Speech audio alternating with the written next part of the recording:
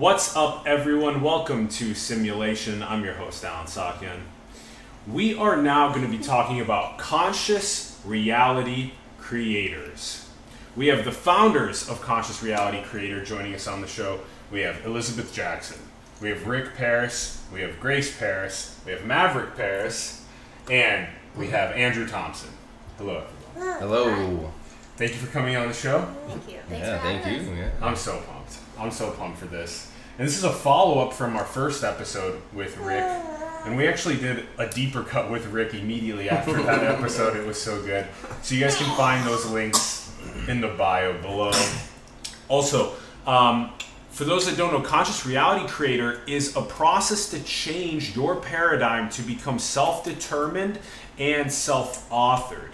And you can find the consciousrealitycreator.com link in the bio, as well as their YouTube channel, which has great content on it. Go and check it out, subscribe, check out those videos. All right, let's start things off by talking about Conscious Reality Creator from the perspective of set theory. What is set theory? Rick can take that away. Well, set theory is the idea that in order for you to have a complete understanding of a set, you have to get outside the set. And so the way sometimes I explain that is you're watching a football game from the stadium, and say the quarterback throws a pass and a lineman barely touches it, and then it goes to the middle linebacker, he catches an interception. Almost nobody on the field knows what just happened. They just know everybody's running the other way now. They don't realize that it was the lineman who tapped it that went here, that went there, right? So in the stands, you'll see all of that. You'll be able to see everything that transpires on the field. So in order for you to understand a set, you've got to be able to see the whole thing as it operates and be separate from that set. Go ahead. Yeah, I was going to say, because you told me this when you had the thought on the phone a couple days ago, and it really, because what he's been teaching and what he taught us was how to get out of the paradigm that we're currently in, which I think a lot of people can recognize is coming apart and doesn't feel really good, right? There's like a paradigm shift occurring. So to understand this, that you have to leave this set. That's kind of how you described it to me, just from that simple idea. But most people are trying to put it in another way. People are trying to fix the problem within the system. You can't be in the system to fix the problem. You have to be leaving that system into a new system completely. Right. And a set, maybe you can just describe it a little bit more. A set's a paradigm, right? Yeah, a paradigm is a set, or this is a set. Mm-hmm. Right now we're in a set, right? We're all sharing an experience, but people outside the set will be watching how they're related. Oh, Rick said that, and Elizabeth didn't really like it. I may not, right? It's like, so when you're outside the set, you've got a capacity to see the whole thing. So yeah, since I died, like a lot of people will, because they're not used to speaking to that, they'll be like, oh, well, that's your opinion. I'll say, actually, it's not an opinion for me. It's an experience. I've already left this set and put myself back into a new set. And so I have an experience of dying and understanding how reality is operating, and I'm just coming back and sharing that. But it's not an opinion. I didn't read a book about dying and somebody told me and now I'm sharing. It's an experience, and most people have learned everything from an opinion of another person that you align with. But that person rarely had the experience either. I mean, how many people met Buddha or Jesus and they're following a set? Which is really an opinion of someone else I'm following. I'm not self-authored. I'm not self-determined in that set. Okay, so would it be fair to say that the idea of set theory is to take a third-person perspective on the world and on your life? It's an elevated perspective in a sense, because now I see what's going on. Like you, now when you're healing the child within you, you're not in that set anymore. Now that set is influencing this set because I haven't really moved out of it. My child is very present in my daily life. Once you understand and heal your child, your child is now healed, existing in a set that's not influencing this set. But to connect with what you're saying, you are taking the observer, right, the third person, but it's also first person. It's complex because you have to feel what the child felt, right? To get in touch, to get intimate with what it is you're trying to heal, you got to go into it and feel it. So it's both. You're looking at it so that you're not getting lost in it, but you're also in it feeling it at the same time. So it's actually kind of two positions. Okay, I like that. So it's both this higher elevated perspective on your life and being conscious, creating your future life that you want, but also being able to ground yourself in the feeling. The feeling's the important part. You got to be able to feel. If you're going to go to heal anything and touch anything or change anything in your life, you have to feel. And the only way to do that is to get into it and feel. And this is something Rick has taught me hugely, because most of us, I think, numb out because the certain set that we're in is a set of struggle. It hurts. And so to make it through that set, we got to numb out and we got to stop feeling. I mean, that's what reframe in order to move past it. Right? I'm reframing all the time, trying to stay away from the things that bother me, trying to separate from the things that bother me. What do you do if you don't separate yourself from the things that, how do you approach the things that do bother you or the things that don't serve you You respond anymore? to them appropriately.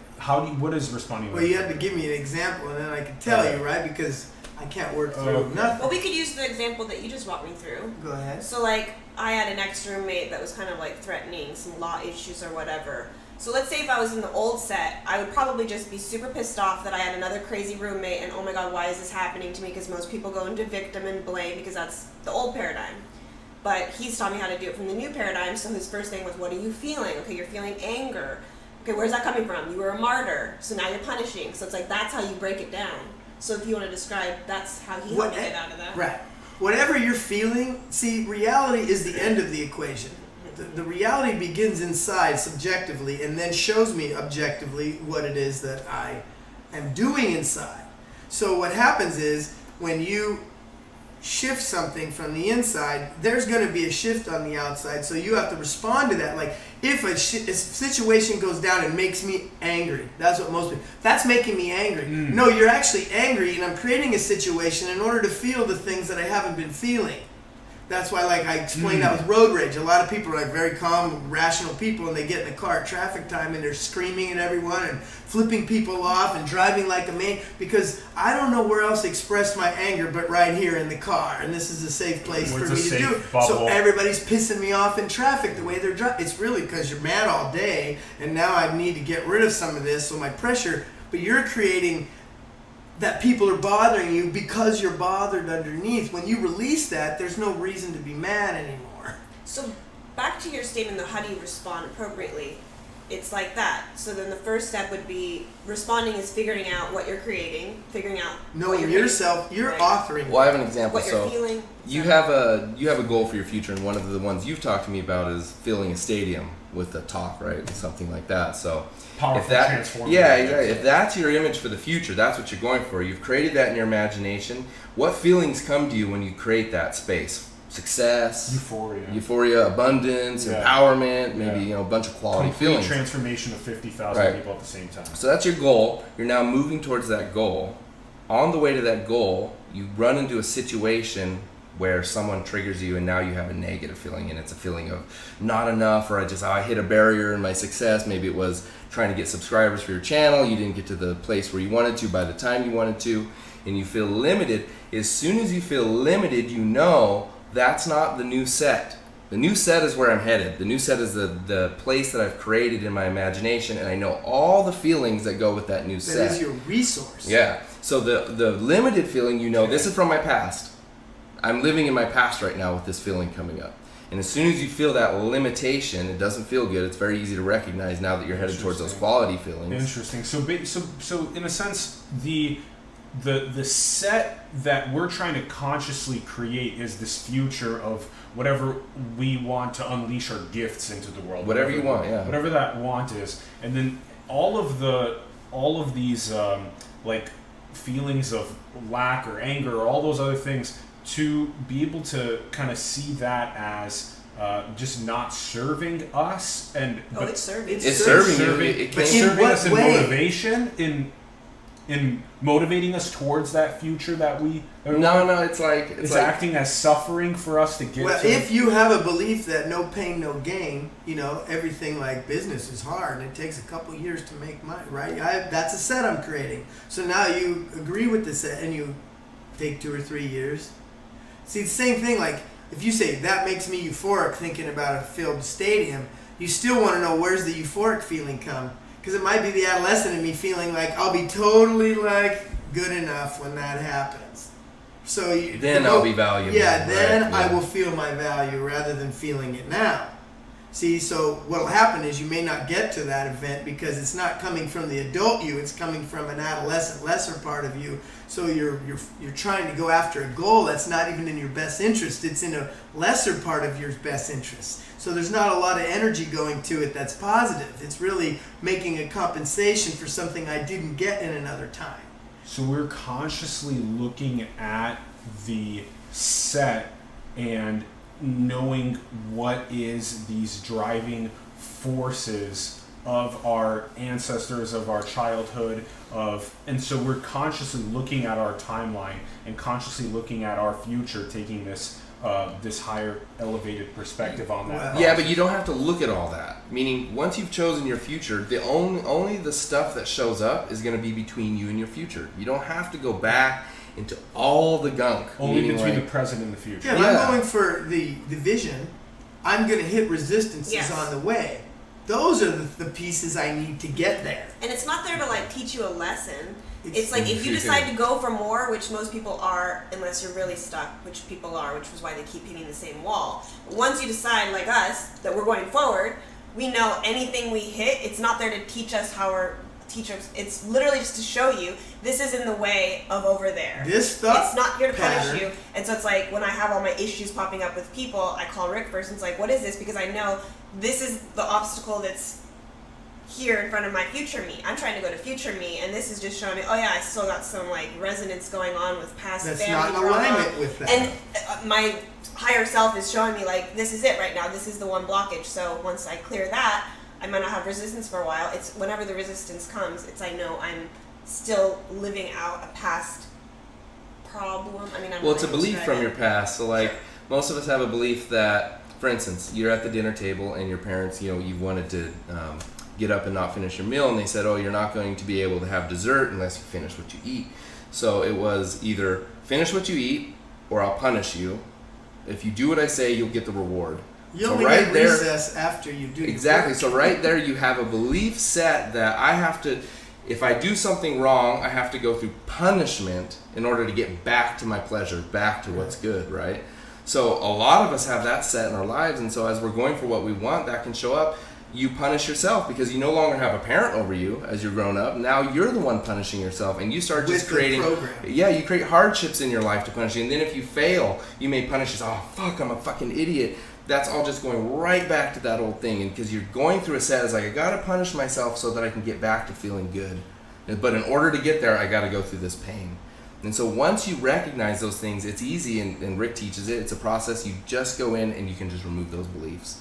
And then you don't even have to worry about those processes anymore. Because I'd say that with the old set, and I think this is important to say, people are not going through it. They're not understanding how I'm responsible for creating this. What is this telling me about me out of a sense of love? Mm-hmm. It's because you love yourself. You're trying to grow. Mm-hmm. It's all love. It's not here to, I have the same loser boyfriend again. No, it's like something in me is trying to show me, like, this is what you're supposed to understand about yourself to go where you want to go. And so it's like, in the past set, you get what you don't like, oh, there's this thing I don't like this roommate, I don't like this problem. And so then you just omit yourself from it physically. So that's why it just keeps showing up. It's not because you're not, like, better or it's because you don't understand. You didn't get that information. Once you understand the information and you could break it down holistically, then you could move forward and not have to repeat. Okay, let me see if I can do this. So there's... We do have an elevated perspective on our ancestors and our childhood and our present and our future. We have the elevated perspective on that, but we're mostly focused on the present to the future. Yeah. And then I still see these things that happen on that path, like blockages that you can remove, these limiting beliefs and things like that can be removed. But like you guys were indicating, there's so many of these experiences that come in to be like, hey, like, are you ready to remove that blockage, or are you just going to like repeat the same thing over and over again? Is there going to be a repairing? Is there going to be a growth process here? And so, but why would that not be like a lesson or a challenge for you to like rise to the occasion? And the difference is it's not. That's no pain, no gain. It's not a lesson like a lesson is like a nobilized thing that is like, oh, if I hadn't, in my past I've struggled with drug addiction. If I hadn't gone through that drug addiction, and I used to tell this script, if I hadn't gone through that drug addiction, I wouldn't have been where I am today. But can't the lesson be framed in a way that, gosh, that was such a powerful... Just For the sure, fact if you're you're winning framing it as a lesson is a set. Or a gift. It's not a lesson. Can it be viewed like... It's just a mirror. It's just a choice you made at some point. That's all it is. It's a choice you made, but why That can't doesn't serve you anymore. we can't view it positively to like... That's a reframe. I get what you're saying. You can view it positively, but don't nobilize it. Don't nobilize Right. it. It's Yeah, like I went through a lot of this one freaking... woman had breast cancer and she had one of her boobs removed, and she really believed that had I not gone through this experience and had one of my breasts removed, that I wouldn't be where I was today, and that was the best experience of my life for me. And it was like, absolutely not. That was not the best experience for you to have to learn how to get your power Literally back. cut a boob off just so You I'll didn't get need to do that to Didn't need learn go that. through that. Exactly. You turned it into that experience after, but you didn't have to do that at all if you would have stopped earlier. Interesting. So just not nobilizing The experiences past. You can learn of without suffering. suffering. Yeah. You can learn. You can Yes. have a Without beautiful suffering. growth or learning Yeah. experience, but not nobilize Yes. something that is like Because- a horrific car accident Yeah. or whatever. Yeah. Yeah. Exactly. The only thing that People are created it nobilizing was- it now because they think it took that for me to get this. Yeah. And it's reframing it because it's like, how is that the best thing that ever happened It's to you? it's like that's the quote about the roots needing to reach down to hell in order for the flowers to that's reach to the just stupid heavens. stuff.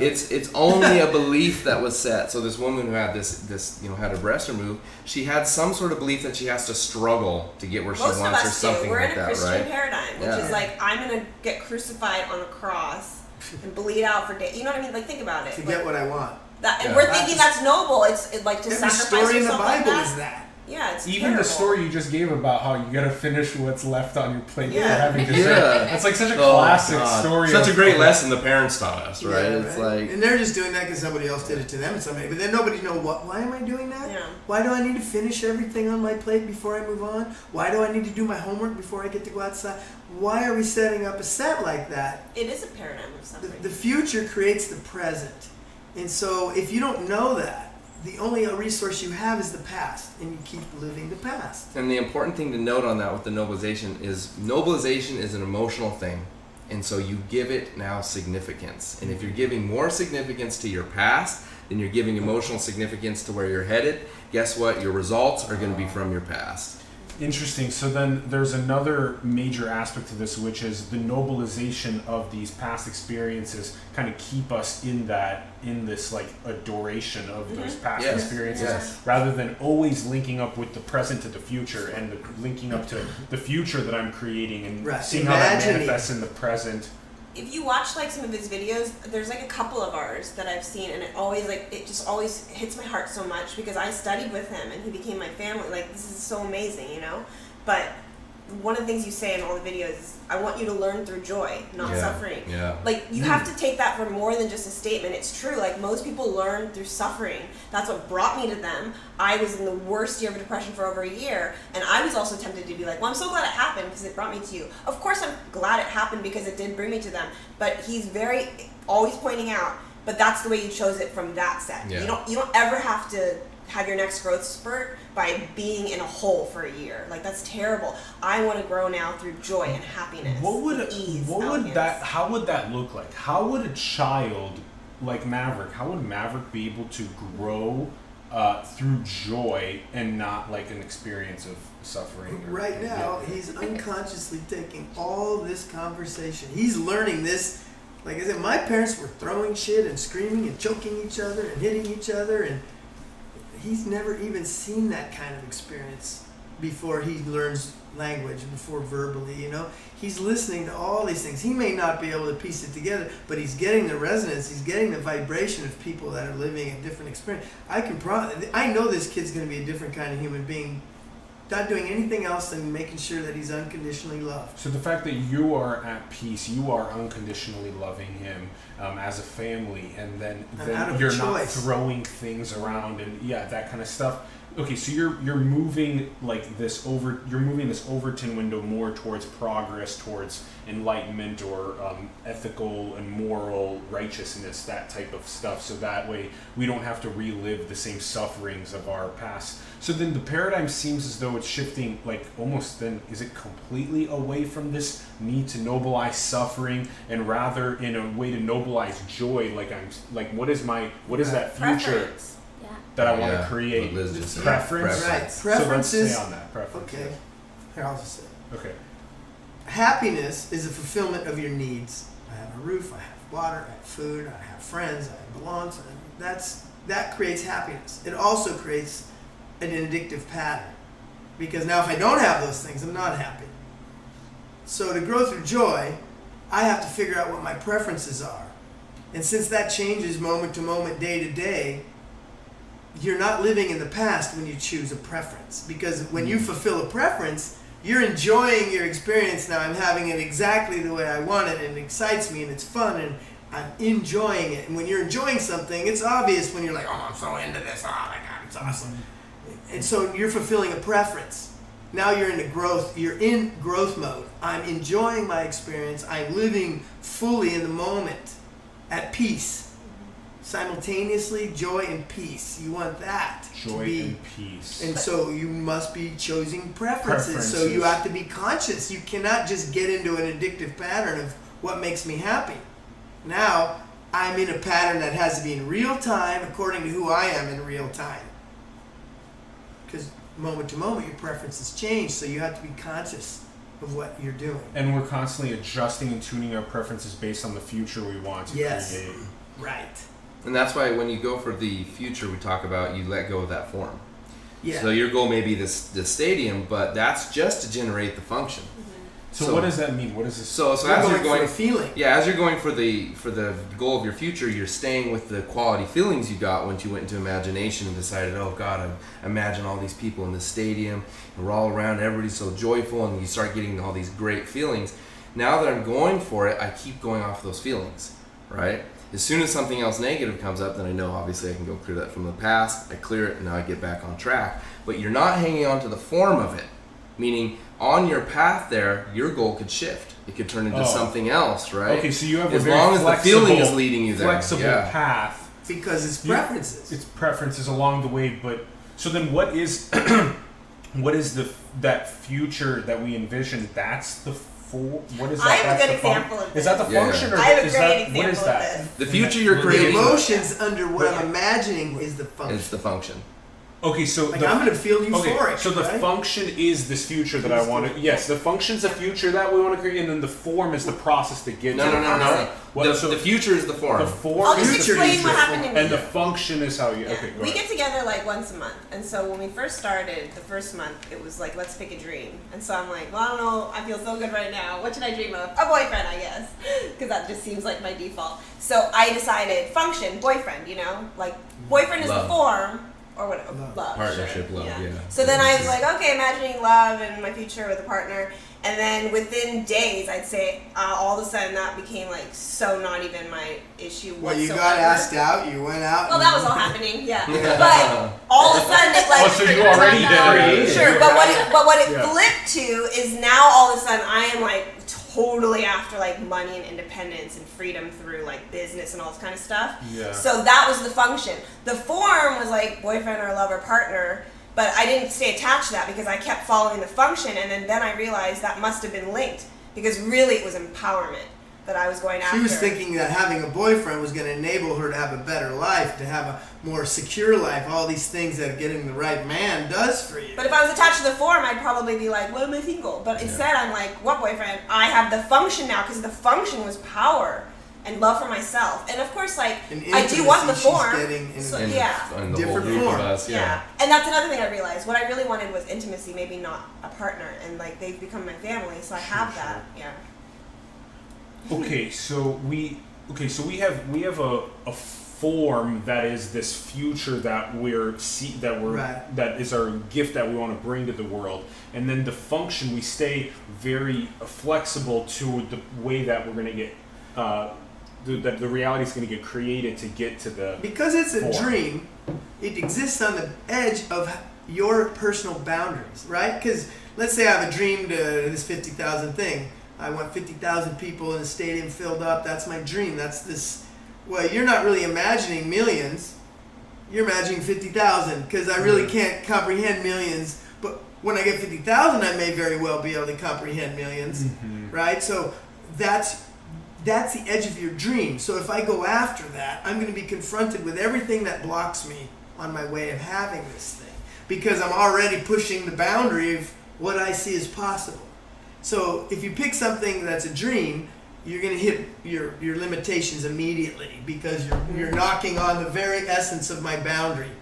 What do you choose as form, if not then some sort of an aspiration, or you said not a dream? Well, a dream is any dream at all will do, but any dream you pick is the edge of where I can see the edge of that where was I the exist. 50,000 versus 1 million. Really? Yeah. Or like exactly. 8 billion people all consciously creating their own artistic expressions forward. Right. Could be like a good. It's gonna be very far out. Yeah. All you had to do is one. If you can do it with one, then you move it to two. Then you move out, and you're building a real base now because I'm close and intimate with each part of this pyramid I've built. Okay, question. In terms of the form, do you have like a step 1 form, a step 10 form, a step 100 form, from that 10,000 So to I have 8 billion? an example of this. So when you're doing your future imagination, you imagine it like you're out on the sea and you're on a boat and you're actually literally throwing out anchors to where you're headed. And so now you're being pulled more direct, right? And so you started with maybe it's a 5-year plan. So 5 years out and you got your goal right there, right? So you threw out that first anchor.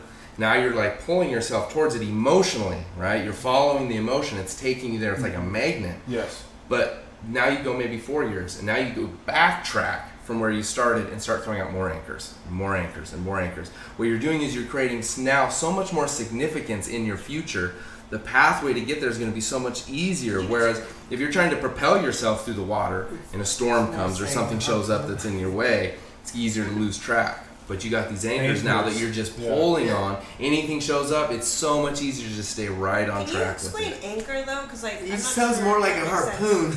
Well, it's like if you're able to throw it out into the future, right? He's throwing a hook. So I describe it like this. So much. When you go into your imagination, what's the first thing that you're going to ask yourself? You're going to ask the question, what do I want? So right there, you just opened a space. Okay. And this is a magnetic space. Yes. It's feminine in nature. It's like a womb. It just opened up and it's waiting to be filled. And you're filling it now with all the imagination that you want to fill that space with emotionally. You're supercharging it vibrationally with everything that you want. And so now it's a very supercharged magnet that's just pulling you right towards it, right? The more you define that space, the more emotions you're putting into it, the more it's like a song. Like, for instance, if I wanted 50,000, well, now I better understand how many stadiums carry 50,000 people. What city would it be in? And what would the weather be like? You see, you've got to keep, not just, I just want 50,000, that's my goal. There's not enough detail to get significance. So I like this point that this is like a womb to fill with your conscious reality creation. This is what sports people do. And you add the detail like you were listening to it, which then makes it more and more real. What happens is when you envision you're in the more real while you're doing it. You imagine this is a feedback mechanism electrically coming back through my brain's the measuring devices. The more real is in your brain. When you're in a meditation, it's more real. You're bringing the more real into an illusion.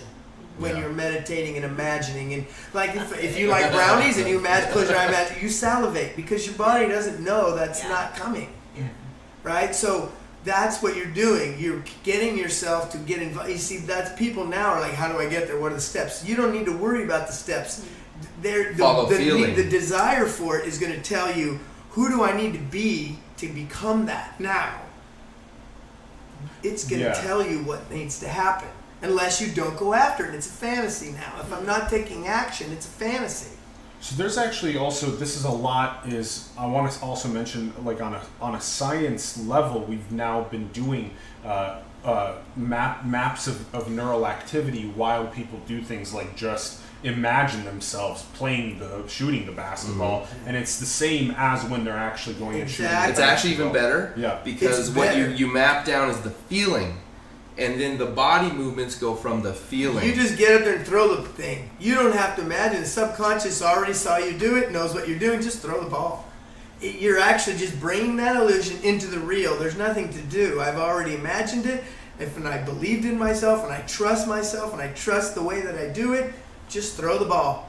So when before these interviews, when we do this conscious connection of like, we're gonna rock this interview, we're so pumped, we're literally manifesting our success and our ability to interplay with each other successfully on the program before we even start. As long as you're not reframing, because a lot of people reframe like, I feel great today, I'm gonna kill it. But it's like, do you believe that? Or do you actually feel like you're gonna fail? So you can't just be vision boarding. You have to legitimately fucking believe you're gonna do it. You gotta feel it. And whatever feeling's missing, like if I'm feeling I really could do it inside, I'm like, no, you can't. Oh, yeah, you gotta go, okay, there's a belief. Yeah, well, that's because there's a belief in there that you need to unplug, so that's not influencing me anymore. Not like, I don't care what you say, I don't care what you say, I'm dragging that shit everywhere while I'm trying to be successful. Just unplug that and release that, and then it's much easier. So when you do, it's like... But you got to know how to do that. When you set out your future, when you set out your imagination, that's actually a great time to process. Because once you start doing that and you start growing it, right, and you're imagining this stadium, and then you see certain individuals, and now it starts getting personal. Maybe you see a hero of yours right there in the front row looking at you, and then all of a sudden a fear crops up. Boom, that's something you could process. Like, oh, what's that fear? What's that limitation? I can process that now before I even start moving towards it, right? It's already on right now. Let me do it now. If you're getting mad, be mad now. Don't be like, I'm just going to do it. Because you just dropped your whole thing.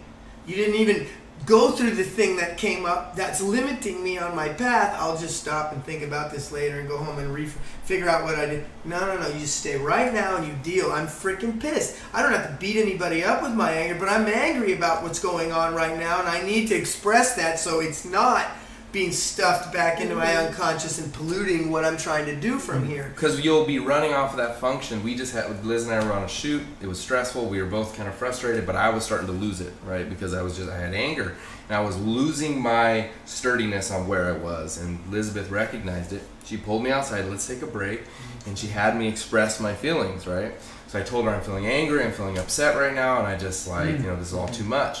So then I took a second to go around the corner. I just went around the corner, crouched by a van, and this fucking motherfucker like started yelling. Like anything that was coming up that needed to be said from my angry adolescent, my angry hurt child, anything, it doesn't matter.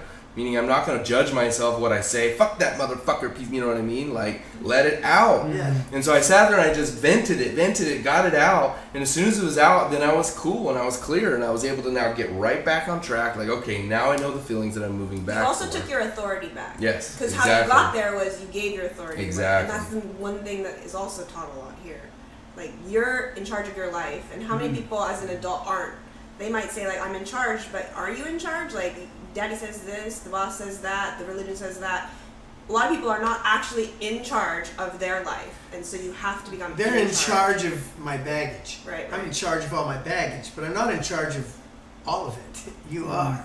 All that baggage are places that you haven't dealt with emotions at certain times, and so since you can't separate from them, they are tainting everything I'm trying to do from here, and if they get enough of that, that will completely inhibit you from being successful. But it's just because I haven't dealt with all the way that I deal with life is not appropriate. I have to find a new way to deal with life separate from this, but not because I hate it, but because it's healed. Complete and total ownership. Yes, 100%. 100%. 100%. And then let's use, is there by chance a single word or phrase that we could use regarding is it healing or integration or what is it? You create your reality 100%. That's it. Okay, yes. So, this is great. The phrase, we create our reality 100%. And now let's look at those two sides that we were talking about. And we're not going to spend too much time in the past side like we were talking about. But in that past side, is it healing? Is it integration? You were talking about the baggage. What is the word or the phrase regarding that people can apply? It's the past. It's just past. The past doesn't exist. If I ask you the problem, you have to imagine and tell me what the problem is. I do have to imagine back what happened. Yeah, because that's your mind going back to a pattern. It's not real either. You've made it significant. You've made it be this stumbling point. You've made it something that defined me, and you don't know how to get rid of it. It's a pattern. So, but it's a so past the past way is a of thinking. pattern. Yes. And so if we view the past as a pattern, and then what we have now is the present to the future. The healing's in the future. Yeah. All healing is in the future. The future is the source of all healing. If a person loses touch with the future, that they could beat the cancer, they could beat where they'll die. It's because old people die mostly because they don't know how to imagine a future. I'm 90, I could be dead tomorrow. I don't imagine a future. So you just run out of room and you die. It's not because of anything else. I just don't know how this operates, and I'm not really operating within it. Law of thermodynamics says you're in a state of decline. That's not true. That is an incorrect law. You're in a state of change, not decline. Is it true though that, like, the question of how do you describe this, would it also be true to say it's not separating anymore? Because it seems like almost everything you go back to, because like everything I need help with, is like you're separating from yourself. So that's what you have to identify. What am I separating from? Why am I separating it from? Now I need to forgive myself for what I've done to myself and created all this, and then you close the loop by not separating, because it's all you, right? It's all you. So you have to stop. You forget it. separating You cannot what is negatively you. judge something and change it at the same time. Negative judgment separates you from experience. I'm not comfortable. I don't like those people. Now you cannot do anything to change that. So what do you keep a neutral? Or No, you own it. You own it. If you own really it. hate those Trump supporters, or you really hate this, then you have to own how much you hate what's going. Like, you have to go, I'm so angry that I'm creating it coming at me from that direction all the time because I'm not dealing with my anger. So I have so much anger that everybody's pissing me off every day. It's like, that's only coming up because you're so angry. If I release that anger, I won't find realities Because to it's make not me that mad. we're not trying to cast anger. It's more that it's like when you go behind the vehicle and It's have to respond. But you don't want to inflict violence. Of course, I'm responding No. responsibly. Yeah, yeah. I'm That's not just a child. Respond responsibly. And what's happening is the beauty of this whole thing is you get really intimate and personal with yourself. Because in that scenario where I was angry, it was my adolescent dealing with authority issues, and it was my child dealing with authority issues, and they were both pissed the fuck off. And instead of me feeling shitty about myself or guilty, I shouldn't be feeling these feelings, because that's what most of us are taught. Anger's not okay. It's not okay to get mad at someone else. It's like, I've told my adolescent and my child that their whole lives growing up that it's not okay, and now I'm saying it's okay to be angry. What's wrong with being fucking angry? It's just anger. It's an emotion. So it's like, when I went and responded and I heard them and I knew that they were having a tantrum, it was like, I'm not going to, get about my day, because now the rest of my day will manifest in a terrible way, right? So it was like, I have to respond to them right now. I have to let them come out and say what they want to say, and not do it in a way that's like trying to guide them and reframe and say, teach them. It's like, no, come out and fucking say what you want to say, however you want to say it, however gnarly it is. Just because you're angry doesn't mean they did it. Yeah. You're the one angry. Yeah. You're not contextualizing reality properly. You're taking content and you're agreeing with a set of a past and saying, yeah, instead of going, no, I'm getting super mad. I'm the one that's not taking the context and creating it. Right? The problem with everybody's ego is it's contextualizing experience for you, and you're not choosing the context. Your context is being driven by a set of beliefs that are getting triggered, and because you're getting triggered, you say, yeah, motherfucker, you're all wrapped up in your own belief that you don't recognize. You're not contextualizing experience. I'm not in charge right now if I'm not contextualizing. My adolescent experience. is, or my child is Or in my charge negative right ego. now. Yeah, it's like we look at universal examples. Trump. So many people are triggered and have all kinds of stuff coming from Trump. But you have to ask yourself, who does Trump symbolize for me? Right. What does he symbolize in my metaphor? life? Is he authority? Is he racist? What is it? So as soon as you take the symbol, you're not now personal with Trump. It's not Trump. It's the symbol in my psyche. So then I can now go, okay, where did that symbol show up throughout my past if I want to heal this? So I can look at all the symbols of authority or whatever Trump means for me from my past. And I'm like, and then I find one that's juicy.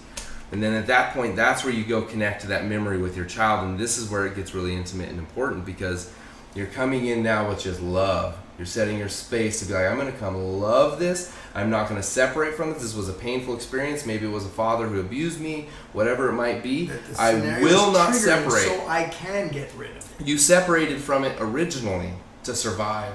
That's why it's still with you. And so you're going back to actually put the pieces together.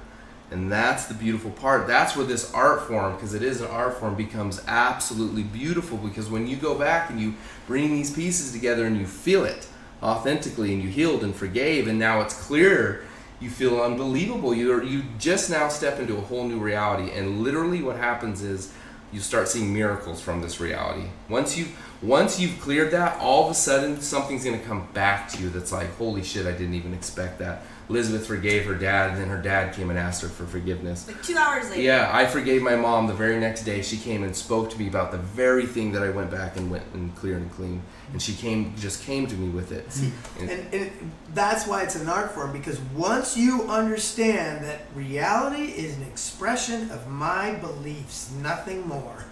The universe is just mirroring who I am, because the universe is the realm of possibility. You're a spark of consciousness that came in, and the whole thing morphed around your set.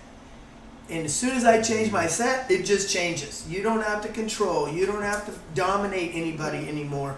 You just have to have a dominion of yourself. And then once you actually realize that, and you go through a shift, and your mom comes tomorrow and says something, you know that came out of the work I did, and it becomes like, wow, wow, and it just trips you the fuck out, because you start recognizing the reality, the God being that you really are. So the belief creates the reality, the belief creates the experience. Yes, belief is everything. And I think that's a good time to bring in what we were going to mention before. One of our points was the old paradigm is about control.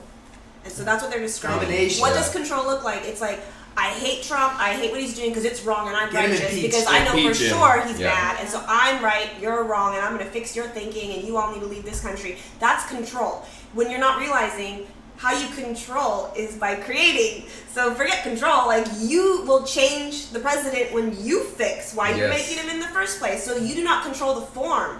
You got to go in and correct yourself. You have inside. to unplug yourself from that, because that is a reflection of me. Yeah. I have to unplug myself. I have to move past my anger, my rage, my disempowerment.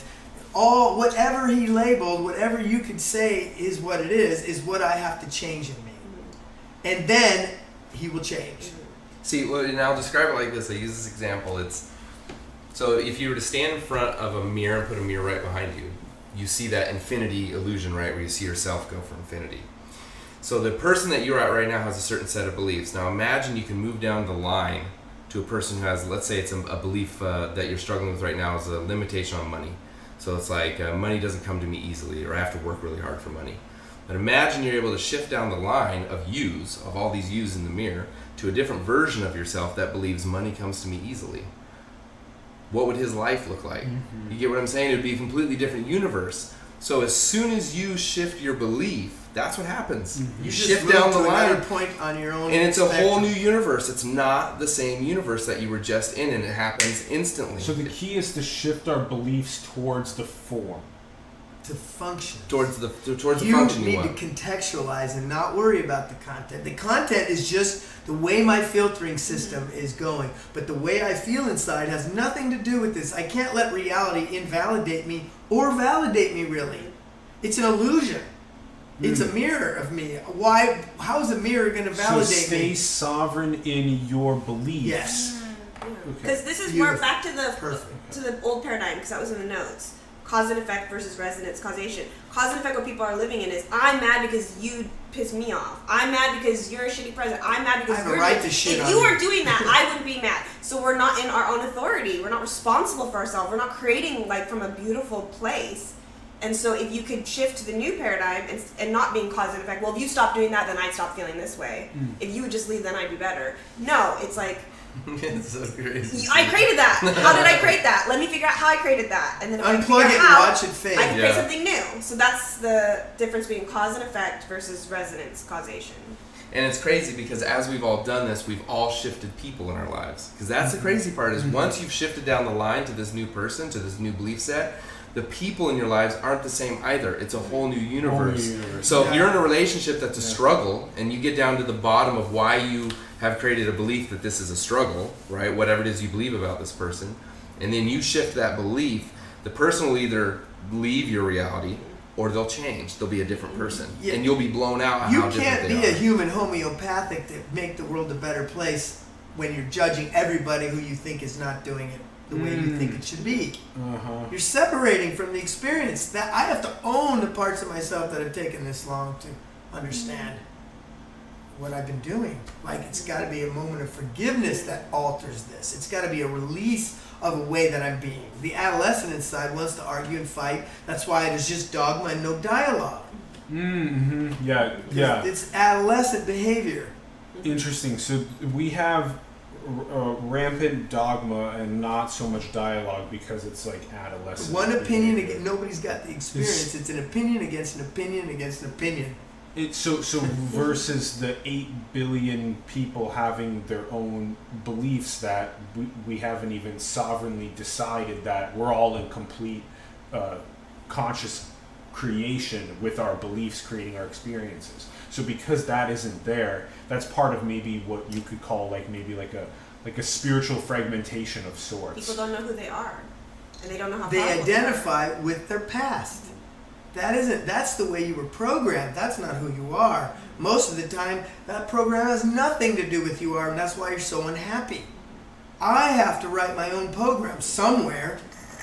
I have to get out of that set and redesign a set for myself that works for me, right? And so that's a process. Everything in physical reality is ultimately a process. Do, re, mi, fa, sol, la, ti. Do, back, but in a more elevated place. You see, we are analyzing everything rather than understanding we have to synthesize everything. Yeah. If I have in a moment and we're arguing, we share a resonance. If one of us unplugs that, the argument will fall apart immediately. And that's how you know when you've healed it. Like if you inside while you're into it and you go, what do I need to forget? What do I need? Right, it's an art form. I have to get better at it, understand. Now it happens in real time fast. You're a creator.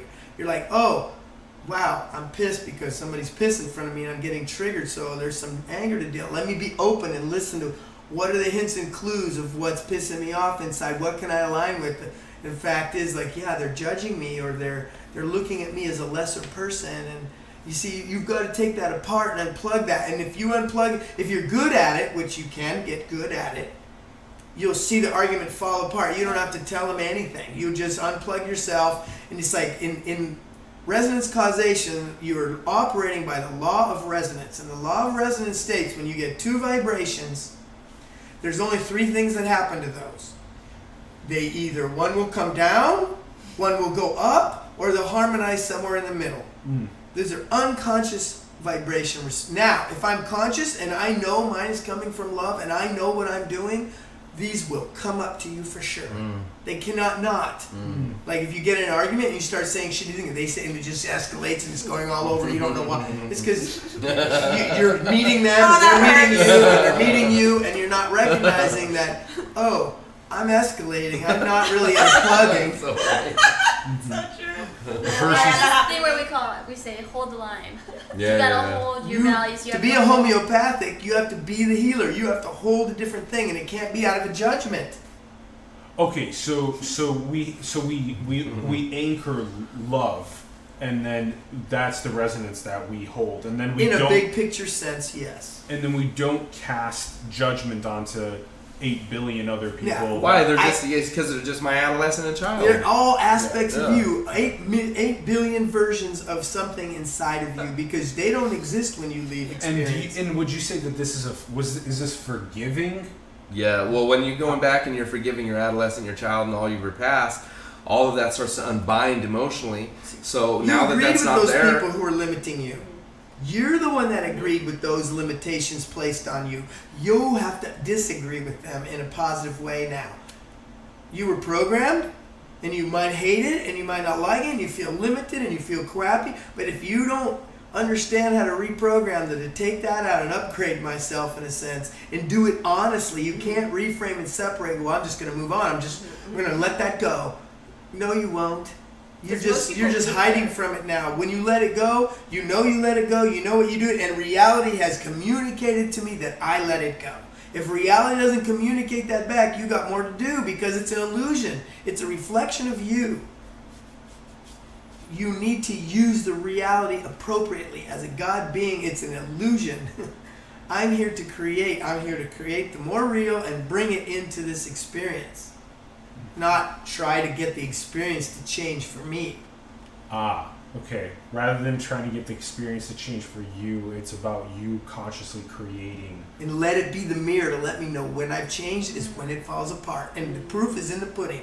If you're doing it, it happens, and you know you're doing it when you're doing it. See, most people are in a set, they don't understand what I'm talking about. Everybody sitting right here knows what I'm talking about. They've done it. I can talk about it all day, but until you meet a person who's done it and can talk that language and understand, there's a synergy that also happens, right?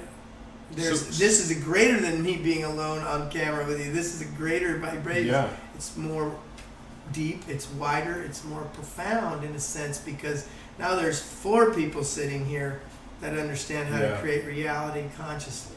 And are just loving life. Yeah, we have amazing life, all of us.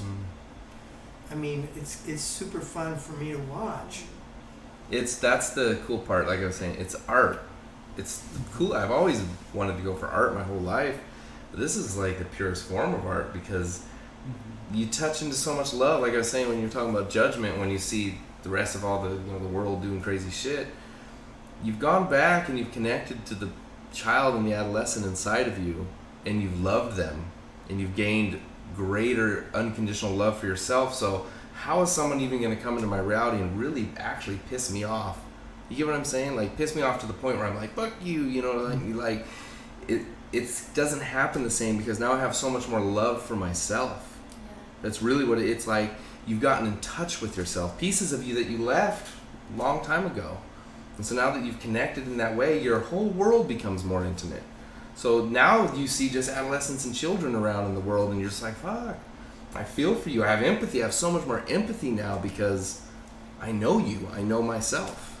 And you want to open to that when you realize, I see what we're resonating inside. Yeah. I want to open to that right now. And a lot of times, right then, the other person will just relax. And you're like, I'm right on point right now inside because I saw in real time them go down when I opened. It's like you need to use physical reality as a mirror. That's what it was designed for. That's what it is. Again, people don't know that because they weren't taught. Use physical I think, reality therefore, as I a am. mirror to consciously create. Yes. To have sovereign beliefs to create your experiences and your reality. So your imagination is the most potent tool you have, and right now, I think, therefore I am. All the emphasis has been on the mind and thinking. It hasn't been on the sense of being an emotional being. You see, like I said, that's why I say your mind is the brush. is it I feel, therefore I create? I feel, therefore I am. Therefore I am. He didn't come in thinking. He came in feeling, and everything was taken care of for him. He still doesn't look like he's thinking much. Yeah. He's still not. Yeah. Until they say no, terrible twos, they're not conscious of themselves yet. That's their first, I have a preference. No, I don't. That's why no is so profound to them, because all of a sudden I'm not you. I have my own. I'm not my mother. I'm not aligned with her psychologically anymore. It's a separation. You first set physically, then you have to separate emotionally. That's the next separation. The terrible twos are an emotional separation from source. Then, now my mind is starting to gain, and I understand, and I'm learning language, and I'm understanding how to think and be. Before that, this is an experience of receiving. So that should be a celebration then, when they first say no. Yes, you know what I mean? exactly. Instead of like, It's not, oh God, the see, terrible the adolescent twos. goes, oh my God, I can't control him anymore. Yeah. They're so uncontrollable. Control. Yeah. Oh God, kids Celebrate are so, it, See, yeah. the adolescent is raising a child is what's happening right there. You're not an empowered adult, or you'd know. I've never gotten upset. I've never picked him up upset. Neither has she. He's been unconditionally loved very consciously, because I want his experience of reality, the unconscious person in him, to know he's good enough, know he has enough. He's an egomaniac. No matter how much he gets, it's not enough. And you have boundaries. You can only give so much, but when I stop, I can't give you any more. I don't do it like, that's it, I'm done. cry. No, I'm like, I hold him and I'm sorry, I can't help you right now. I love you. And I just hold him and let him cry. But he's not crying because I'm like, he's just going to have to cry it out.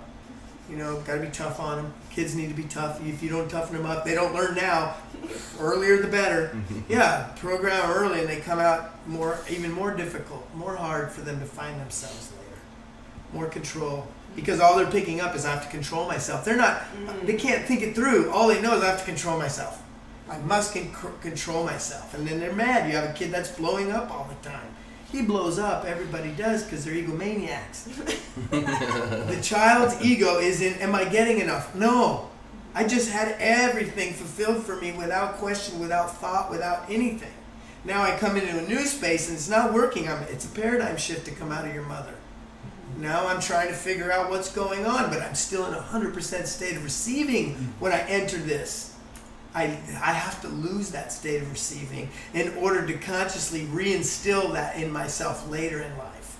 When I know choice and I know what I want and I'm able to receive it specifically now. So you must cut your adolescent. You cut yourself in adolescent purposely. You cut yourself on a soul level because I get the taste of being this powerful, amazing human being who I just want to have sex and I want to do what I want. I don't want your ideas anymore. And then you cut yourself and you lose it. You just get a taste of what it's like to be the adult, but you can't be an adult coming from there. It has to be self-authored. So in the healing process I do as an adult, I incorporate all the positive stuff of the child and I incorporate positive stuff of the adolescent and I leave the negative stuff healed behind. Now you're functioning as a multidimensional being without limitation.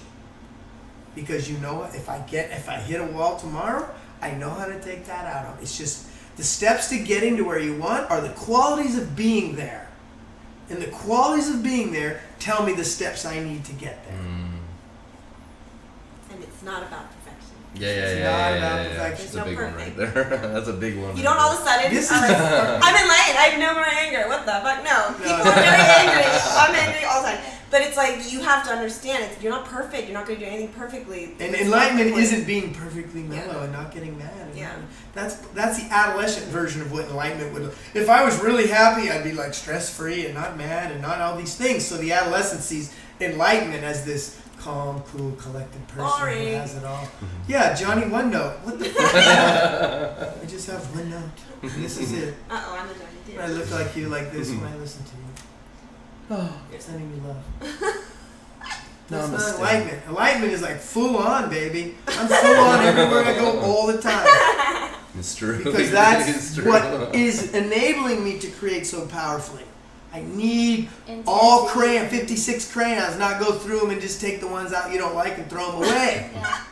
I don't have resource that way anymore. Your emotions are real. To be angry, honestly, openly in the moment, it puts the brakes. That's the brakes of physical reality. If I lose my shit right here, everybody's gonna go, what the fuck? The whole reality stops cold. That's what anger is for. And now if you disempower it, it's not good. You have no brakes on the car anymore. You have no capacity to stop what's going on. If I see something going on, I don't need to go, you're a fucking asshole. I have to say, God damn, what are you doing? What are you doing right now? I need to know so I can find what's inside and unplug this experience that I'm sharing. You can't resonate if you don't. You can't resonate with an idea if you can't watch a person totally angry and not know that I'm totally angry. I would not be seeing this. Not like, oh, you're so angry. Now you're just pissing him off. I'm so cool and you're so not. Really, I'm angry as fuck and I'm just trying to act like I'm not. Because I can't share that experience. I have to be like, I'm in freaking denial if I say I'm not angry. I'm trying to be that like enlightened person that doesn't get mad no matter what you do. Oh, that's great. Go ahead and break my stuff. Oh my god. You know? Turn the other cheek. Yeah. There you go. That's all an old way of being that doesn't work. It's not working because it's not working now. It hasn't worked so far and it won't. You're seeing a split in the paradigm. People that are having dreams, it's just that the adolescents think there's only 1% of the people get dreams. 99% of the people get fucked by some other authority out because you haven't really resolved being an authority yet. You're still seeing I'm being limited by the outside because the child and the adolescent were. They don't have the capacity to be self-offered. They have no experience. All I have is what my parents programmed me, pre-verbally most of it. You see, so I'm living in an experience that I don't know how to author. I don't know how to take responsibility, because the adolescent actually believes responsibility is a duty and obligation, not power.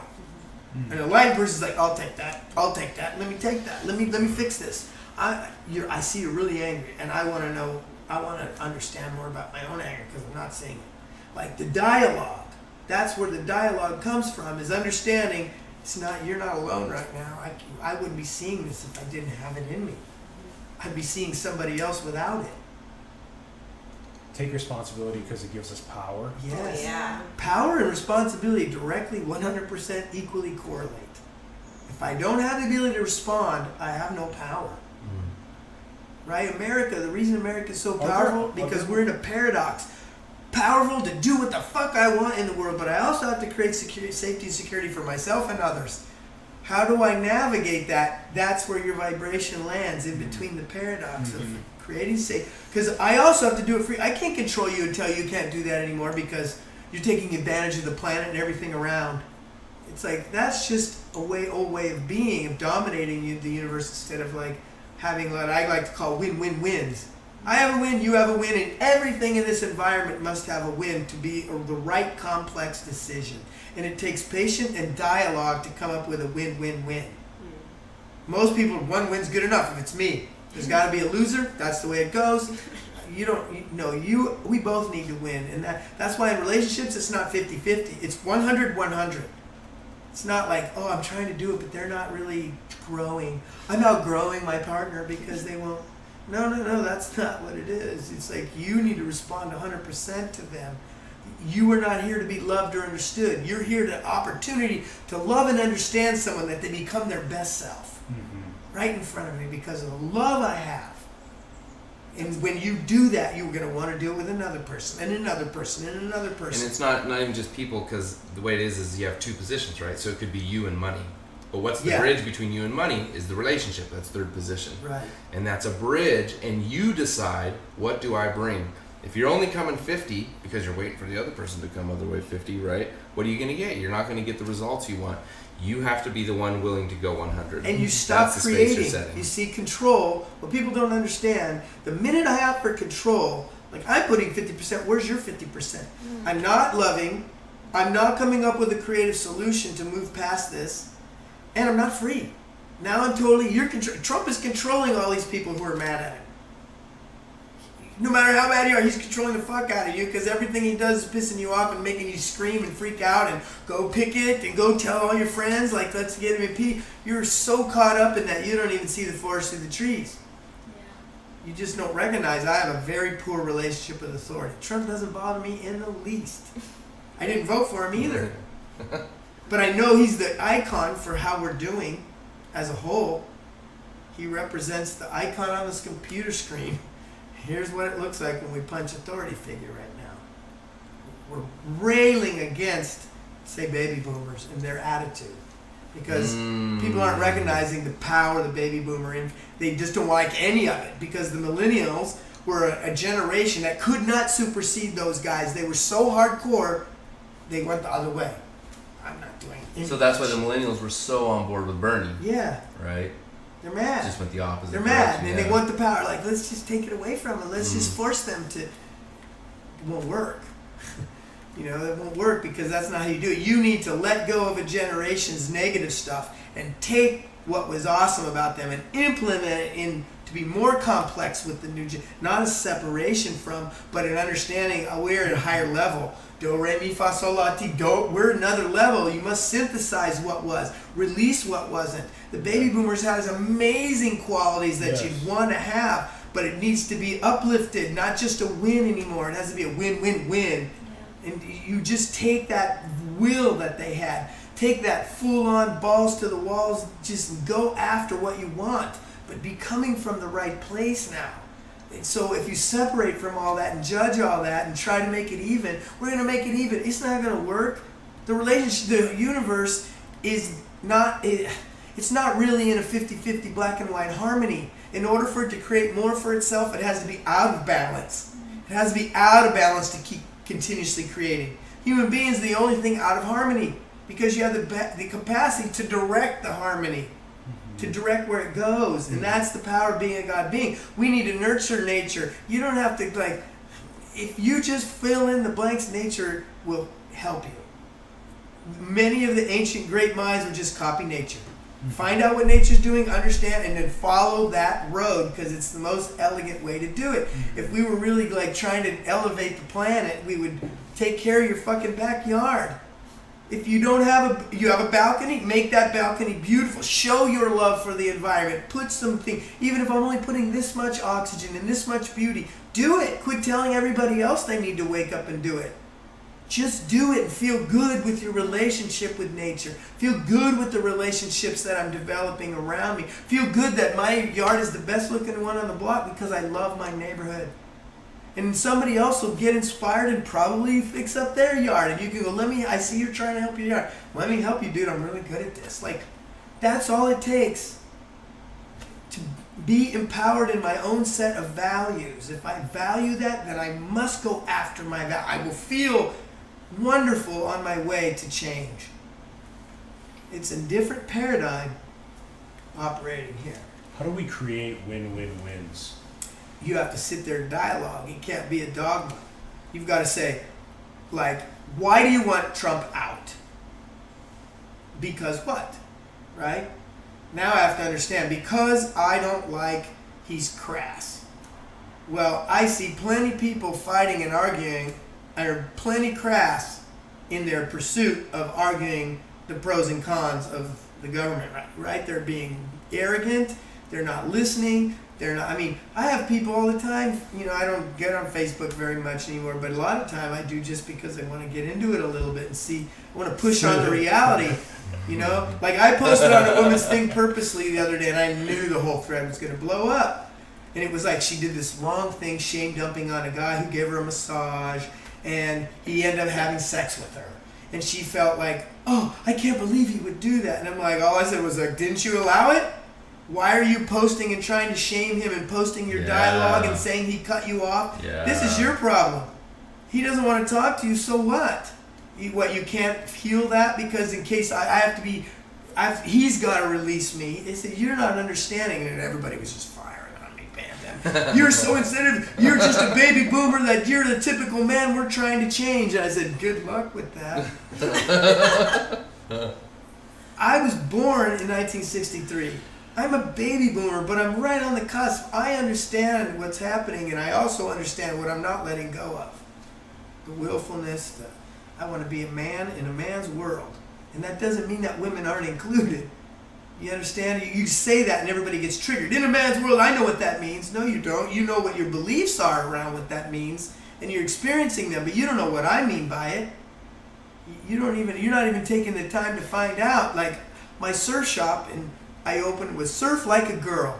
The first time I got a radio interview, they wondered like, oh, so you're basically demeaning women. You're saying surf like a girl, right? I was like, no, you're misunderstanding because I'm saying surf like a girl. Go out there and receive the water. Be that mermaid out there enjoying yourself, having fun while all the guys are hacking on the waves like they're... Go out there and just surf like a woman. You will change the whole industry just surfing like from your soul, from your heart, you go on the wave. Guys are like, I'm going. The girls are like, go, you go. Their whole vibe is different, and that's why I wanted to promote that. I wanted women to be in the water. There weren't even women wetsuits in 1999. I knew I was part of that, and I did it on purpose to be part of that. I wanted to create an image. So anyway, it's like acting off of preferences supercharges what you're going after, and it supercharges your limitations because the minute you stretch yourself, bam, you're going to get hit by the limitation that you were programmed with. Well, what you were talking about was how to create a win-win. Oh. And win-win is function. I go a long way around sometimes. There's so much good stuff. Yeah, so I'll give you an example. So a couple is trying to decide what movie to watch on a Friday night. And both of them pick a movie that they think this is the movie that I want, and then they get in an argument. It's got to be this or it's got to be that. Or somebody martyrs. Yeah, or someone's like, okay, I guess Because because I want to get laid later. I I'll guess do I'll what watch you this, want me right? to do. Exactly. So then it ends up a whole manipulation game. Whereas if you were going on function, it's not the movie that's going to give you the feeling. You're saying, well, what's the feeling that I want tonight? You're not going for the movie. You're saying, what's the feeling? So then both people can sit there and talk about the feeling. Oh, I want to feel cozy. I want maybe a romantic, you know what I mean? I want to feel romance. I want to feel at home. I want to feel warm. And then that's where they emerge like, oh, that, and then all of a sudden you'll connect with the movie. That is a win-win for both. You don't compromise. That's the thing. But the adolescent says, well, then that's me being stubborn. And no. You don't compromise the function. You compromise the form.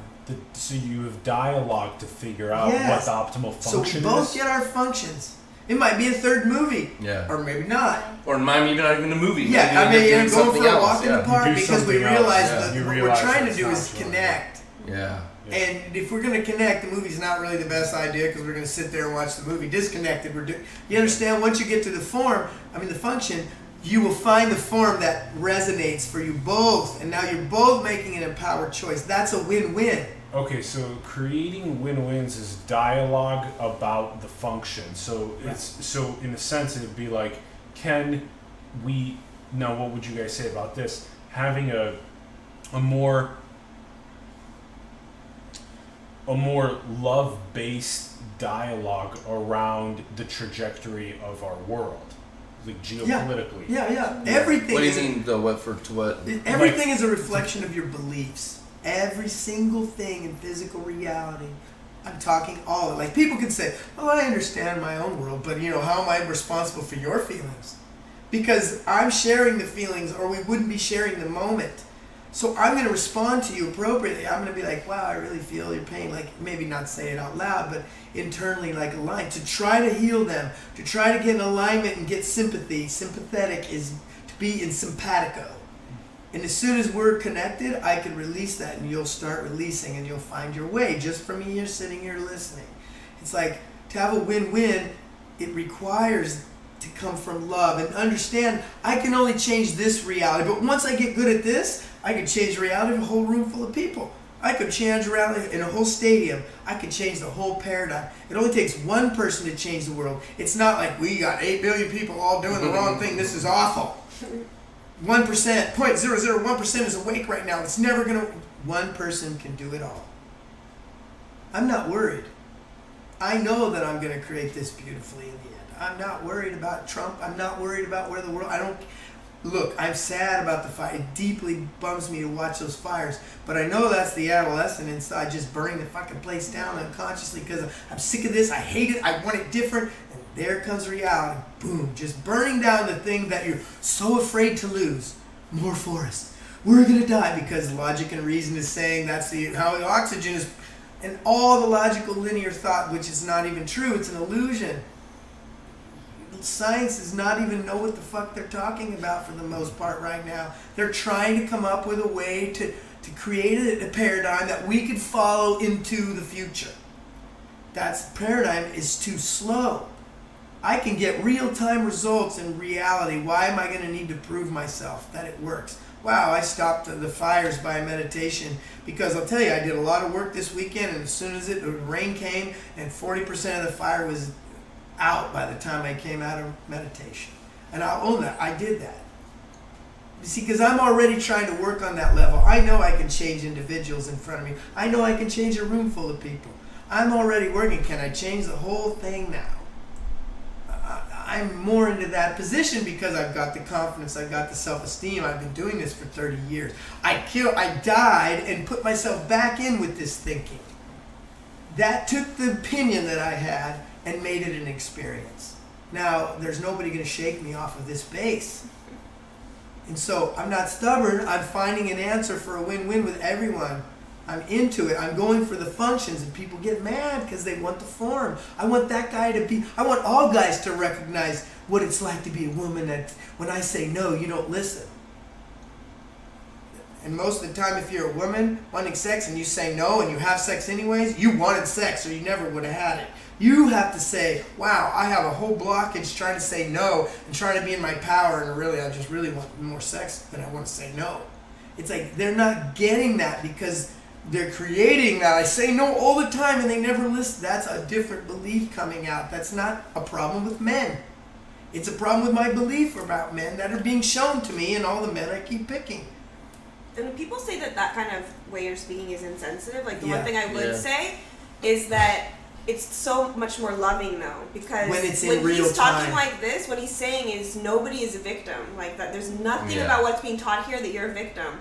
So even with the most hardcore tragedies, it's actually an act of love to say these insensitive things, because what it's really saying is you are so powerful and Yeah. you've created every moment of your life. Maybe you didn't know what you were creating, but now you can know. You Yeah. have an opportunity to I know that. I'm not going to let anybody get away when I've got a chokehold on them, in essence. I'm hardcore like that. Because and I have to do that with the people that trust me, because there's times they're going to be so scared they want to go back to the patterns. Like, no. We just ran into some of that too.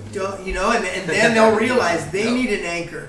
You need another human being to help sometimes, to be that resource, that sort. And see, mine is not coming from opinion. I'm like, ooh, should I push them right now? Maybe I should. This is getting really scary. They're really like something. No, I know what I'm doing. I'm creating reality, and I'm going to create the reality that you're healed. Would we say that this is a adventure of the hero or the heroine into chaos in order for them to bring their gift more forth into the world? Yeah. And as they go on to that process, there are those moments of just absolute uncertainty, fear, things coming up. Yeah. That's how you know you got past the And then line. you need that critical anchor of a friend or a partner A or group. Intimate Yeah. relationship, either intimate with my business, intimate with money, it doesn't matter. I just have to have an intimate connection with something, and right now everybody's avoiding that because they're afraid. When we were working, I was gonna drop off. I was like in the midst, and Liz saw it. But I had this person that I love and trust and I'm intimate with, able to anchor me when I was like in the midst of my adolescent and child, just running wild, and I didn't know what I was gonna do. I've had it with Rick, where there's been times when I'm just kind of like skipping back, and he's held the line for me and says no. Like, in even in a forceful way, where I've been felt like even angry and wanting to go to battle with even him, a but it's hardcore okay. 12-hour into the night conversation. Yeah, exactly. Where I'm like, See, fucking I'm not railing. dropping the ball Like- because when they're there, I know this is their breakthrough. I'm gonna go and I'm gonna go and that's me. That's my energy. And it's not coming This from an is their opinion. breakthrough. It's coming through an experience that I know they have to get through this, and so I'm loving them. And come on, where'd you go just now? Where did you just go? You're worried, right? And you ask them questions. This is a key Exactly. part of We the have to figure it process. out first. Yeah. 'Cause- He can't yeah, teach yeah. I lead them with questions because once you are intimate with a person, you know where their limitations are. You know how they're going to view something. They don't have it. They're stuck in the set. You're outside of their set. You have every potential to help them see what they're not seeing. If you're close and not just coming from an opinion I read in a book, well, this is what I read in a book and I think you should do it. No, it's coming out of my relationship and my love for you and the trust that you have for me. And you see, that whole machine creates an exponentially different result. Like something you didn't even imagine you'd get out of it because of the resonance that's being. Okay, so when there are moments of difficulty, we have better dialogue, more conscious dialogue, and ask questions to catalyze growth. The questions you're asking should be to ask the reflection about yourself. Tell me more about how mad you are, because you're like, I don't even see the anger. This person's so mad. I need to ask them to trigger myself so I can find my own rage. Like, what's bothering you so much right now? Please tell me.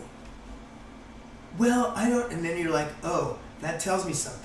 I can feel that. So your questions are really chasing yourself.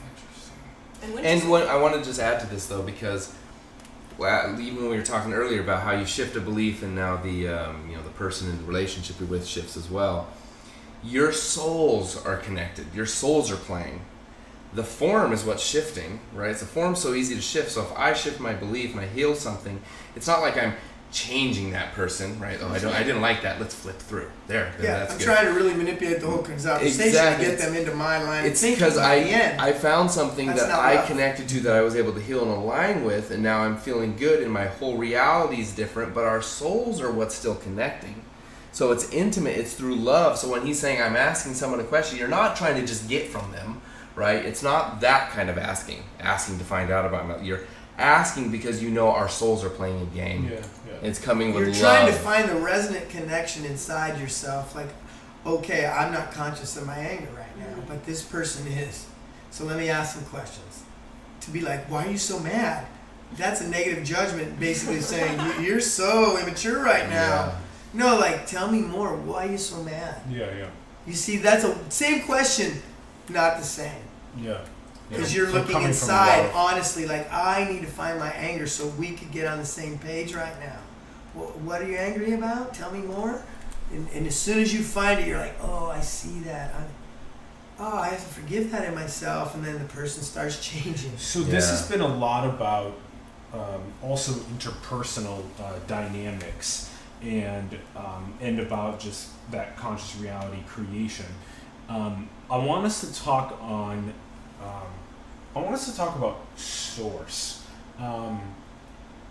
specifically about what is this manifestation of source. You only What- can manifestation your calibrated experience of source, because source is unlimited and you are.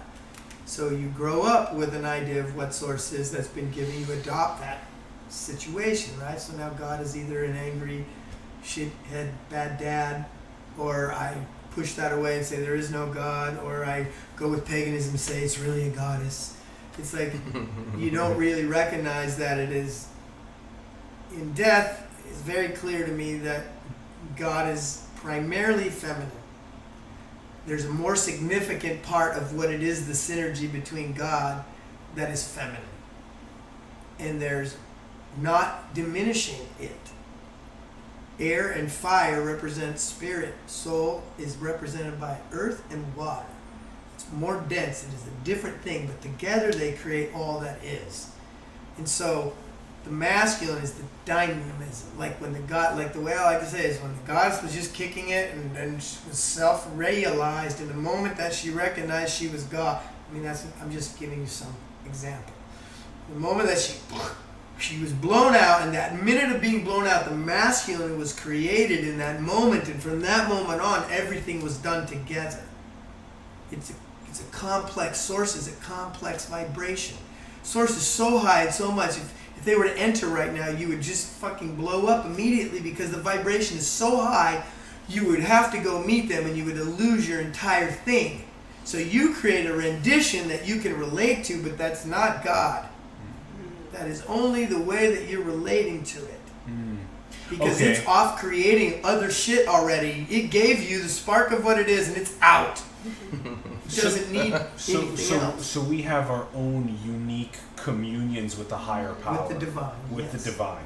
Yes. Yeah. Okay. A rendition. It's another set of beliefs. So out of the 8 billion of us, maybe some people are just not connecting with a higher power, with the divine. Most all 8 And- billion aren't, or and we wouldn't be experiencing With the reality issues this way. way, yes. So it's almost as though the challenge level is set up, cranked up to 11 right now, and it's like, how is there a consciousness What's transformation? crank up to 11 is the fact that you're trying to expand in a new place and you have baggage. And this cannot go in that new space. So you're stretching yourself so hard it's creating pain. Pain is a function of a synergy between two aspects: separation from and longing for. That creates pain. If you unplug one of those, you won't be in pain anymore. It's that easy. I mean, theoretically. But what's happening The is baggage your can't limitations, ascend into the next right? Your levels of limited belief constructs cannot enter a new paradigm. And so what's happening is, since you still technically entered a new paradigm, reality is creating more intensely and faster than ever before, because you really are the God being. It's all, the past has already released itself and you are actually in the mode of creating. So now it feels like the only way you have to frame that is the challenges are getting more hardcore than ever. No, your negative beliefs are being more realized more than ever. In order for me to change them, in order for me to really see the pain I'm in order for me to really understand how limited I feel, and you have to come to that realization in order for that paradigm to let go. And nobody's taught us that. Nobody taught us what it was to be an adult. That's why an adult is a self-authored, self-determined position. If you cannot move into adulthood, you cannot move into the new paradigm. So this one is going to shit real fast, but everybody knows there's some people out there living a dream. Some of my friends are crushing it. That's because you still have to create that. You still know the truth is I can have whatever I want. So no matter how bad it gets, there's always somebody in reality that's crushing it easily. You see, because you can't really create all of an untruth. So how do more of us? So more of us connect. So as we connect to the divine, higher power, more of us will connect to the divine and higher power. The more Well, we your commune reflection will. with If that. you really do it inside, you'll Yeah. just start meeting You'll just people start that are meeting connected, people. and you'll know you're doing it. Yeah. If I keep doing it and nobody's connected, and I'm an island of a man on my own, you're not doing it. Yeah. Oh, which is crazy. I forgot to tell you guys about this. We were having sushi with my parents on their anniversary, and I was telling them all about conscious reality creation and all this stuff. And then some dude sitting next to us was overhearing it. He was like, man, he was like, that's some crazy stuff. And he started going off, he started sharing. And he was like, where do you learn this stuff? And I was like, Rick Paris. He's like, oh, I know Rick Paris. He was like, local guy, right? Subconscious, all this stuff. And I was like, yeah. I was like, holy shit. Oh my gosh, who is it? What's his name? I forget his Fail! name. Fail! Yeah, This is I so forget his name. exciting. I know, but he So knew you're you not were. He creating saw the the outcome. videos, right? You're not creating the outcome. The outcome of what? Well, it's like here I had this amazing thing happening to me, and I didn't keep creating the outcomes. I said, "Oh, that's enough." I had this amazing experience, right? Instead of connecting yeah, further. follow. Here's the yeah. reality's coming Yeah, at me in yeah, such yeah, a beautiful yeah, way. yeah. Tell me more. What's your name? Let's Yeah, exchange numbers. Yeah. Right? You just didn't keep creating. See, most people will create an outcome and go, wow, the fire stopped, that's so awesome, but now what do I want? I want the government to change. I want to take this win and keep pushing the reality to stay intimate with the experience and keep pushing it through, because it could go anywhere. I'm riding a wave right now. And so that's what I mean. To be an artist at Conscious Reality Creation is to realize everything. I'm always creating the outcome. It's not enough just to get what I want. Win, we're done here. No, now what do I want with this? Now more. It's this or better, this or more. You see, most people, they'll be like, wow, I just had a win. I should just chill out because I could lose it. I mean, I'm so happy. That was probably the place I hit, too, in the conversation somewhere. Well, like, that was where awesome. Where What a great story. I have instead of like going, wow, this is my people. Yeah, right. Because most people do have a pretty strong belief that just enough. Right? Yeah, It's like, as well, I they was have a going belief. after money. Don't ask for it's more like, when yeah. you just got a big win. Yeah. Don't be greedy. Yeah, don't be greedy. If you have a lot of money, please donate most of it. Yeah, it's like like, we're give not it allowed away. to just enjoy life. There's always this belief around, like, there's just something. And if I don't give away, everyone's going to think I'm a dick. Yeah. Because I'm killing it and I'm not sharing. You don't have to share shit. What you have to do is And that's live your life triggering for fully. people, right? If It's you're like, making ooh. $10 billion a year, do something awesome. Spend that shit just the way you want to make the world. Don't give it to somebody else to make the world a better place. Right. You're the one generating that. Why give it because we think that I'm a good person when I enable somebody else? No, that's probably some system that 3% of that money will get somewhere, and a bunch of other people are just taking that money and putting it in their pocket because that's the old paradigm. I'm going to set up a non-profit thing that other people are making money. I've seen plenty of nonprofits where they're getting a lot of money, and they're utilizing that money in a way that legally makes it look like they're not, but it's a game. It's a play, right? So it's like, you don't have to give anything. But like, if I'm going to make $10 million in my life, I only need $1 million a year. I still got to take responsibility for that $9 million I generated and keep, what am I going to do with this? Like, what am I going to do with this money? I love that about if you get a big win, desire another big win. Yes, Yeah. because Keep you're on going. the wave. Yeah. You're already in the zone to be creating that. It's the best time to ask for more. Not go back to the other belief. I should be happy with what I got. Because you see, I should be happy with what I got. No, you should want more. Because it's an illusion. You can have as much illusion as you want. But Right?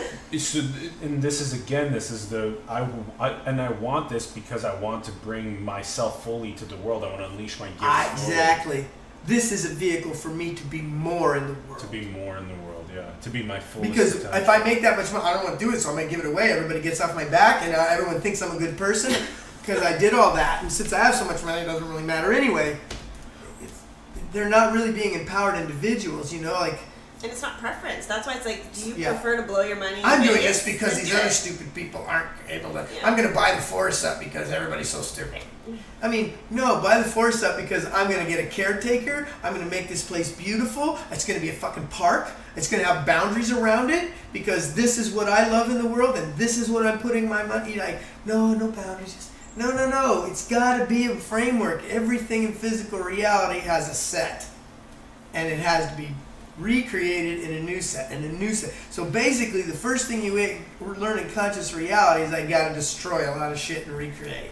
After you realize I can destroy with grace and elegance and love, not because I don't like it and I want it out of here, but because it doesn't serve me anymore and it did serve me for a long time. Religions weren't designed by people trying to fuck with human beings. It only looks like it from here because it's so limiting now. You stayed in the same pot too long. You're root bound is all that happened, and now you're looking going, it's the stupid pot. It doesn't have big enough for us. No, it did at the beginning. It was a beautiful idea. Human beings don't operate that way. But if the adolescent in you says, yeah, those guys have been controlling us for years and years, that's the adolescent getting, you're going down the wrong avenue for change. So it's time for a larger pot for the roots to grow further. A set. A new set. And so then our set is constantly also iterating and becoming bigger and bigger to hold. If you're doing it consciously, it will. If it's not, it'll keep narrowing you down. Like my challengers are almost unsurmountable now. You're doing the same thing, that you're not in charge on one end. Instead of going, wow, let me deal with this appropriately. People don't know what that means yet. The world is in a state of adolescence, moving into adulthood as a whole, in the macrocosm. Yes. So if that's what needs to be, then that's what each person has to become in order to change the paradigm. All you have to do right now is be an adult. Not the adolescence version, I gotta do everything right, and I should do this, and I should pay my taxes, and I should get 10% And I shouldn't of be my... angry. Yeah, who wants to do all that shit? Nobody. So nobody's doing it, but they're mad that nobody's doing it. It's like, it's stuck in a set. They don't know how to get out, so there's a lot of static and chaos. You have to unplug yourself out of that set. And I've had this thought run many times, so it must be something I want to say. Because when you've asked questions about what the step is, the steps that usually been talked about are all the like really kind of positive looking ones. I think in general, and let me know if I'm wrong, the first step for most everybody is an incredible amount of rage. People are so fucking angry, so like don't worry about forgiveness right now. Because I remember when he was coaching me, I was talking about my dad, and I was like, oh, I'm ready to forgive him. And he's like, I think a lot of anger, not yet, don't even go there. And I was like, no, I'm totally ready. Trust me, I feel so much love in my heart. And he's like, I don't think so. That's actually... So anyways, it's because like... I'm watching her reality. She's reframing a lot of things, and I'm like, there's still a lot of anger in your reality, but remember this, see this, say that, that's a function of anger. Mm-hmm. Unplug that, and it makes change you can see, because anger is so intense, it puts a cover in front of you that you can't access the compassionate, sweet, and vulnerable parts of yourself. Mm-hmm. So it's putting this shield in front of you that you can't feel it. You can't go on without dealing with it either, because I can't move and I'm fine. It's gonna work. I can see over the fence. Just because I got my head over the fence doesn't mean that I'm done, because reality still looks like there's a lot of anger. So let me just keep doing that while I'm moving on. Not just, I have to deal with my anger. I can't do anything else except deal with my anger. No, you deal with your anger and you keep moving toward your preference. Because what'll happen, it'll release and you'll get a lot of, you're like, wow, I think I'm done with anger. You might be and you might not be. No, probably not. But it doesn't mean you will be done when you're done, and you'll see it. And it doesn't have to be perfect. Like, if it used to be that 50 people a day were raging in front of me, now there's 1 or 2, that's good enough. I don't have to get every person not to rage at me. That's try and do it perfect again. Right? It just has to be good, well enough. I can receive now. I don't have everybody coming But the deal is you hit it. That's the deal with your anger. You hit it because it was inappropriate for most people. So because you hit it, your reality hit it from you too. Your subconscious is going to make that happen. So once you start choosing to be conscious of your anger, it will start showing up, right? Because right now you may feel like you're not angry, and I don't know, whatever you may or may not be. I'm not putting that on you, but you may feel that you're not because your reality isn't actually bringing it to you much because you told your subconscious at a certain point, hide this shit from me. So once you start actually diving into your anger, it'll just start popping up. Oh no, too. but they see it. It's just that's why it's on TV. No, it's true. It's true. Because again, it's still it's out here. Just it's out it's here. Not you're in your house doesn't mean it's not you. So if you're seeing it, it's it's part of you. It's true. Just because I don't care what's going on out there in my house, that's still you. What is the role of free will? You're a God being. That's all it is.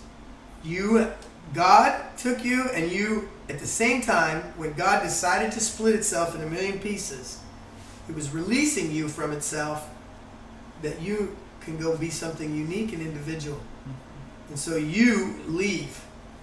Now, when you leave, just like you're in this beautiful place, everything is taking care of me, I'm part of God, everything's awesome. Now when I'm not, God doesn't have to come and teach you how to be God. You have to receive being God. So you've never been on your own before. I've never been a spark of conscience separated from the whole before. So what I do is, when all of a sudden I'm not being catered to every desire I have, I contextualize that as something's wrong. Something's wrong here. I mean, I'm not getting it right. And then so as a parent, you go up and your kid's 2 years old and you say, they throw a fit in the storm. You go, you knock it off right now. And you just, boom, you slam that kid inside right then because you're God for all intents and purposes. So that kid goes, I don't want to get mad. So, right, there's all this inappropriate, you're stuffing anger for the rest of your life because it's not appropriate to express that shit because my parents taught me not to. So free will has now been directed by a God being, my parents, because that's the game you're playing. Right? I come out of them. You're mimicking what you did to be a free-willed person. So once you separate from God us all it is, now you're in chaos. And so I have to learn how to put myself in harmony and learn that when I want something new, I have to put myself back into chaos, and then I have to go back into harmony. I have to put myself into chaos. See, everyone's trying to avoid chaos because they don't like it, because they don't realize I'm a God being. I have to get very comfortable with chaos. I have to understand, wow, when reality's chaotic, that means the boundaries are loose right now, and they're completely moldable. But if I don't let chaos come in, they're too hard. I can't move them around if I'm not willing to let chaos, right? So free will creates chaos, because it directs you out of harmony or in harmony. Yeah. So you have to have a free will in order to be a reality creator. Otherwise, you'd just be doing what your mom wanted all along. What's the role of good and evil? There is no such thing. No such thing? No, there's no such thing. Reality is 100% good. Okay. You're projecting your belief constructs that negativity is a human... God is the word I'm looking for. Negativity is 100% generated by the human mind. There's nothing negative out there. There's no evil in the universe except what we contextualize it to be. So nature vibrating in harmony is just beauty the and love, yeah. And then we just contextualize. It's the adolescent trying to figure out reality in a black and white state. Adolescents don't like gray. It's this or it's that. Let's just agree on that, because they don't want a gray area, because that gives everything crazy talk. Now everything's crazy because we're not agreeing. We just need to agree on something and move forward. So do you agree that the laws of thermodynamics are in place? Okay, yeah, let's just for the argument. You know what I mean? It's like the adolescent is trying to get agreement in order to feel better about their position. Outside validation. So free will is not operating anymore because you're going for validation. It could also be true to say that if you believe in evil, then you still believe there's a victim. Yeah. Because There's a no power out there victim, greater than me. If you are generating it all and it's all for you to understand something about yourself and it is done out of an act of love, it's not evil, because most people identify evil as if you harm somebody, then that's not okay, right? But we're trying to say that there's nobody harming you but yourself. You did it to yourself. You created it. So that's why it's not evil. Evil and good is just separation. That's all you did. You separated from yourself. Yeah, you just separated two things And to find one is good and one is bad. So I can throw this over here, and I can throw this over here, and I know that what to do with this and what to do. It's actually just control. As soon as I call someone with ego, I can't change that. How am I going to change pedophilia? I mean, that's evil shit. Maybe the paradigm we live in isn't appropriate. You know, the reason that priests have sex with boys is because they're closing their sexuality off. Since sexuality is a part of the human animal and the human being, and it's actually the fastest way to enlightenment is through your sexuality. If I inhibit that in somebody, they're going to, if I say you can't be with women and you can't be, they're going to shame and they're going to take it underground. And since the only people around are other boys that are trying to do this, let's all have sex with boys. Let's all keep it underneath. We don't tell people what's going on because we need to have sex. We need to grow. And see, so it gets twisted, it gets distorted, and then of course everyone calls it evil. It's just a distorted form of love because I'm not able to express myself more fully. There's only a dark avenue, so the love has to come through a dark avenue. But this is one of the hard things I think for people to drop, because I mean, for me, I come from a family that has a history of sexual abuse in it, and to tell someone, especially someone that you care about, that it was you who created it, you know what I mean? Hardcore.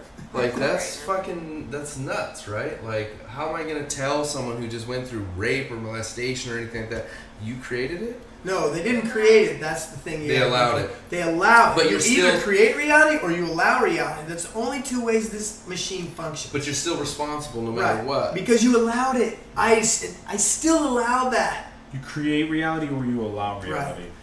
Okay, and then what about the role of finding meaning and bringing gifts forward? You don't find meaning. Okay. That's what the adolescent does. So, I need someone to give me meaning. You find meaning in yourself, and you look for the reflection in of meaning. yourself. Yes. Yeah. So there's an inherent gift that can be uniquely expressed into the world, and so then it's about expressing that, but it's about also kind of finding that within what that gift is. Yeah, so it's not about finding it externally, but finding it as soon as you do that, you've already done the opposite. You put the machine in reverse. Is that the purpose of this entire experience of Source? Is for us to have some sort of a maximization of conscious experience or creativity? No, it's a maximization of significance. See, what is reality? It's light and matter. If I make something matter so much, what's the thing you tell somebody when they're all super deep in their shit? You're like, dude, you gotta lighten up. You gotta get back into the paradox in between the two things to get movement. I gotta lighten up. Now, if I'm all light and all airy-fairy and woo-woo all the time and I'm not grounded, then you tell people, dude, you need to ground. Mattering is simply emotional significance. That's what, and it takes emotional significance for something to take form. And so you need to learn how to use your mind to create emotional significance imaginatively. And then the thing will come towards you. It looks like it's coming towards you, but you're actually manifesting it. Reality is just mirroring who you are inside. You just get better at that and watch this thing do it. That's really it in a nutshell. It's just there's lots of processes, because if I really don't know how to forgive and I don't know how to trust people and I don't know how to be intimate, I can't make the machine work very well. So I need to understand forgiveness is a process. I need to understand trust is a process, getting better at. I need to understand how to be loving. I have to understand that it's about me understanding others, understand the reality, love the reality from here, and then watch it change. It's like, it's a different way to operate. It's everybody knows we need to be more emotional, we need to feel more. But not feel more of the same shit I've been feeling all along. I have to feel new shit that I have to come up with, because that stuff I've sucked the life out of the past. It's just so much dead and so good. It's like most people grow until they just can't fucking take that shit anymore. Instead of like growing when it's easy. As soon as I recognize that I'm feeling some limitation, let me look at my beliefs. Let me change my beliefs. Let me change it when it's easy and you have time, because if you don't change it, the spiral gets dense and it gets stuck, and before you know it, I got cancer and I've got to change my job and I got to change my diet and I got to change my way I feel with my husband, maybe even leave them to heal myself, because I wait so long to respond because I'm not understanding what reality is reflecting to me.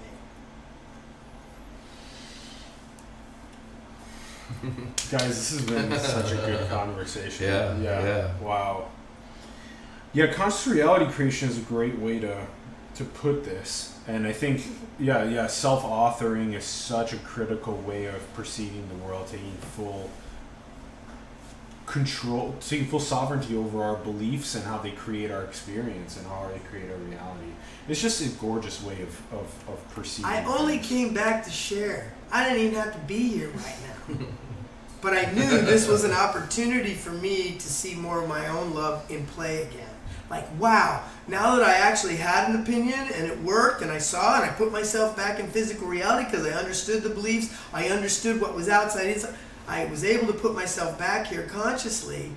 It gives me an experience to share so I can hold a line that no matter what. Because like when it's only an opinion, you'll get us to a point where you're scared. Like, wow, I never get scared. I don't care fuck what's going on. You know what I mean? It's like if somebody came in here right now with a gun and I would just say, dude, what's going on? I would be like, I would just be right here in reality and keep working it through. Because I know I could make all this go away from the inside right now. I have to understand, wow, I'm really aggressively mad right now to want to dominate something like that, right? I would be working so fast that I would end up fixing the problem. I'm not afraid of any of that anymore. Matter of fact, I'm enjoying more and more being in situations where people see me react from the hip and go, wow, because I'm coming from a different set. It's not like I had to think about. I don't think about what I'm going to say next. I don't think about what I'm going to talk about here. A little bit, just like, hey. Well, that's dealing with form. What we do is we set function. What's the quality that I want to go into with, right? So, it was Grace's idea to talk about the imagination. Her and I decided last night together, what do we want to talk about tomorrow? I said, because technically, this is not a judgment. Don't take it that way. Maybe you won't anyway, but I want to say that. But I was like, well, Allen hasn't told us anything about the interview.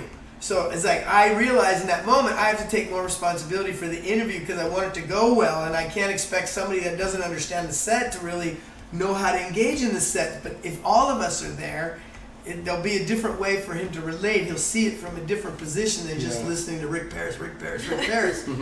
And so we all came to a loving place, just like, okay, let's just share. And I said, I'm going to try to not talk the whole time. I want you guys to express. I want them to see you. You are the fruits of my love in a way. I want you guys to go do. I'm doing my reality perfectly. I will, and I am stepping out in the world, but the more close and the more beautiful this is, the easier it is for me to take more responsibility out there because I have a support system. I have people that love me and I love them, and we are growing together and watching ourselves. Like just a month ago, somebody in our group, $200,000. Somebody in our group, $400,000. Chances, there's real realities popping just being who we are. It's like, I only share that because it's a powerful thing to share, not like, look what we're doing. No, it's a powerful part of our relationship together. Being real with each other, loving each other, like being honest, like vulnerably honest, like. Yeah. Well, it's a spiritual family. That's this is a chosen family. I don't engage my birth family. There's nothing left there for me. I can't really, let's say, if I didn't create the reality that my mom asked me not to come around anymore, I never would have left them. I would have been always trying to make it better, make us work better, and then finally it was like, they didn't want to play. They're like, we're Southern Baptists, we have a very fundamental construct. We don't know who the fuck you are. You're not the same person we knew. I had to agree. Okay, I will graciously walk away. And it was such a gift because I realized, that was a lot of energy trying to get my family to heal and understand, and it was too much. Yeah. Damn. Wow. So this is it seems as though then spreading around the sovereign belief that creates experience and creates a reality through conscious reality creators on both YouTube, and so you guys will be having more content coming up. You'll also be, is it going to be like both Elizabeth and Andrew taking on additional people that can come through the platform to work with the... What do you mean, like? They're going to be talking. We're going to be moving the YouTube videos into a group discussion just like this. Yeah, interesting. We want to do a show similar to this, actually. Yeah. This is great. So there's going to be the different people that you're working with are going to come on the live set with you guys. And we won't even do call-ins and stuff like that. Yeah, we want people to call in. We want to process. Okay, so you'll do call-in processes. Yeah. Okay, so that's very powerful when someone sees how to process with this, and other people are listening to it. It's very powerful. It is, yeah. This because it's real time. The butterfly effect of transformation. It's just so powerful. Okay. So the conscious reality creator will have both call-in. It'll have the show. Will continue on the website and YouTube. But then there's also an interpersonal for those that are maybe local. They can come and do interpersonal relation. Well, connect with us and connect with Rick. Whatever we're open to. The form is not so important. It's how we're feeling about what we're sharing. Yeah. And one thing I just want to say that Rick decided to do with all this stuff was just to share it all. Yeah. Because you know what I mean, like instead of share, paywall it and all exactly share it all. If you want one-on-one, great. Let's pay for it. Let's do this together. But I'm going to put everything I can out there. Likewise, yeah. And so, but at the same time, I also know it's very hard. Even if you listen to everything, it's like it took me almost 30 years, like to really get good and understand it, and a death experience and everything. Where these guys are just getting the cream of the cake all the time. I don't teach them I just teach them what they need to know on their way, and they're all thriving and experiencing their life so beautifully that I just want to be the resource for them. I just want to see them come and boom, boom, boom, And so what's happening is without an intimate relationship that's built out of the adult. Like, how often do we get in relationships and we know that's my mom or that's my dad or that's the same man every time? Because that's the adolescent creating those relationships, not the adult, because the adult knows what I need, what I want, and what to ask for, and not afraid to do it out of the sake of intimacy. I have to be vulnerably honest to this person, right? There's a bunch of structure to do this. I'll give you an example. Both these people came in my life here because I asked for it. So first Liz came in my life. I wanted to heal with women. That was my intent. And I said, okay, I want a woman to come into my life to heal with. Liz came in, I was like 3 weeks later, she started shooting with us and working with us. And you asked for a Korean or something. Yeah, no, it wasn't Korean specifically. And then I wanted to heal with the masculine. I want a male teacher. That's what I asked for. And then it was like 2 weeks later, Rick was on some thing live on Facebook or whatever, and I had already heard about him through Liz, but connected with him, and he had a program available to go into, and that's how it all started. But it's conscious choice, right?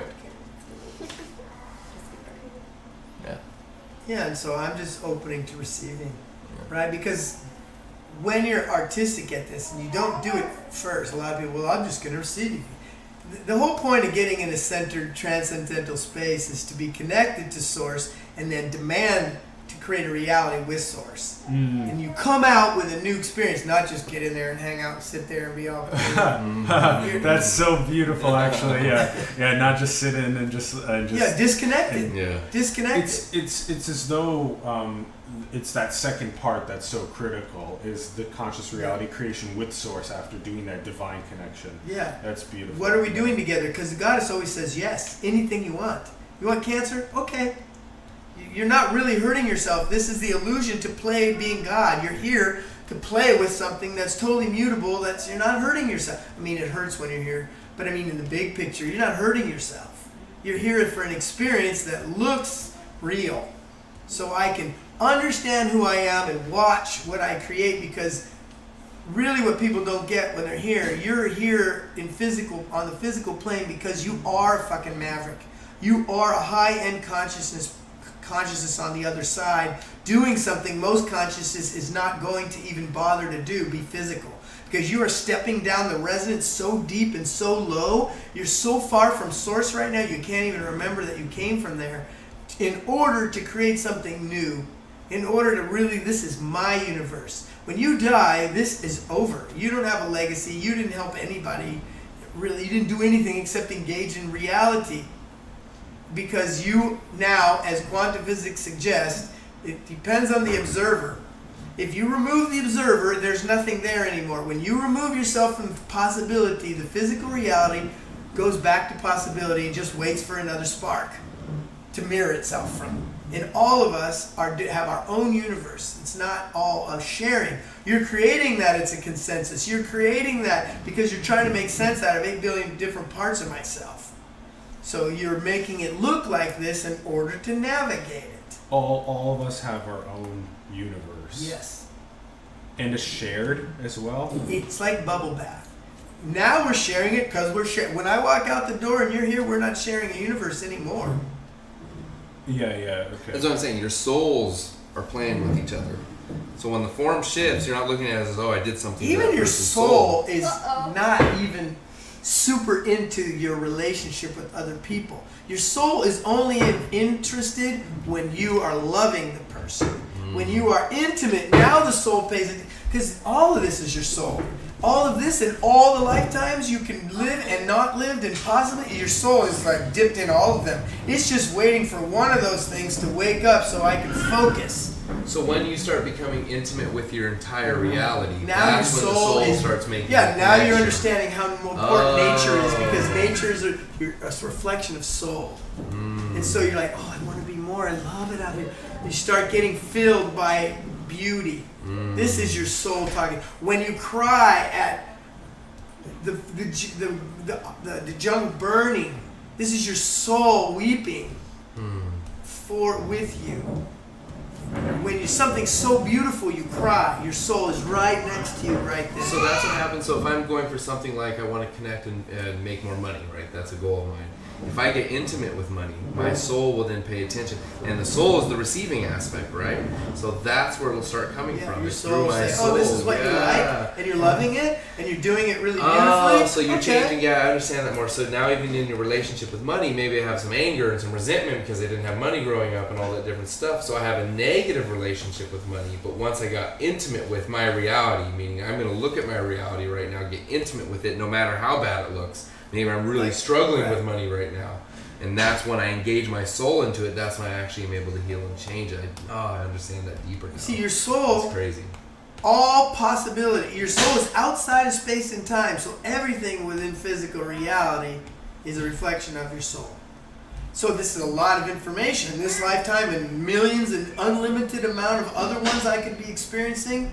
So your soul is just like dreaming, waiting for one of those things to come home. The minute that it comes home, it's like, oh, I'm waking up to myself. So Let me engage, because right now it's just a sea of possibility. And since we haven't woke up yet, this is the time that human beings are actually waking up. Your soul wants to come in more than ever before, because you are in the position to wake up. And so now you're burning the jungle. It's like you're going to realize that the world is not working the way you think it is. Global warming is not a function of us being shitheads and don't know what the fuck we're doing and judging human being. It's coming out of the earth is the space we live on. If we're going to make a quantum leap, the earth has to go through a transition first, because we're here. It's birthing the new paradigm for us. When a woman goes into labor, her temperature goes up, her hormones go crazy, the earth is going through a shift. The weather is going to be a function of your emotionality more than a pattern. You're going to be able to change it. Cool. Yeah, just such a rocking conversation across all these complex topics about conscious reality creations. Let's do another catch up. We'll do another session maybe in the next couple of months towards the winter or later in the first part of the year, because it'll be good to see how things have been synthesizing for you guys, and then also how it's been coming for us, and see where we interplay again in the next conversation, because this one was this was fun. This was fun. Yeah, this is cool. Yeah, it was a lot of fun. Thank you, everyone, for tuning in. We greatly appreciate it. We'd love to hear your thoughts in the comments below on the episode. Let us know what you're thinking.